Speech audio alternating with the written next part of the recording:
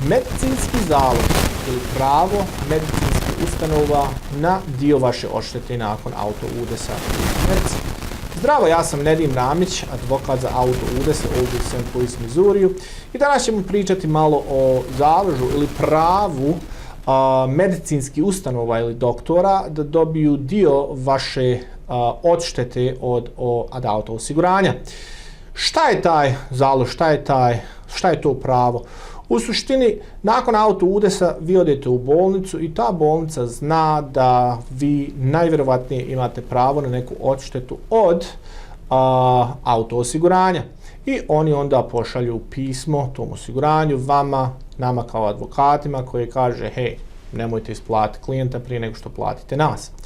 Zašto to rade iako vi možda imate zdravstveno osiguranje? Odgovor na to je veoma jednostavan, dobijaju više novca. Znači sve se radi u vezi novca i tako da oni imaju pravo da naplate više nego što bi naplatili od vašeg privatnog zdravstvenog osiguranja.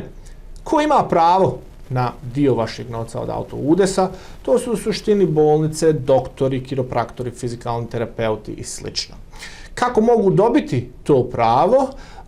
Ima zakon u Missouriju koji kaže šta oni moraju da odrade. Znači, kao prvo moraju ga poslati napismeno, mora biti certifikovana pošta, mora biti ime osobe, mora biti koliko novca se radi i moraju svaki dio tog zakona poštovati. Ako to ne urade, njihov zahtjev nije validan i mi ga kasnije ne moramo isplatiti. Nažalost, ako ga mi ne isplatimo, u većini slučajeva onda naši klijenti moraju to iz džepa platiti, jel? I kada recimo da oni imaju taj validno pismo su dobili i kako se to onda rješava na kraju slučaja? Hajde da pretpostavimo da naš klijent nakon advokatskih troškova i nakon troškova slučaja treba da dobije $20.000.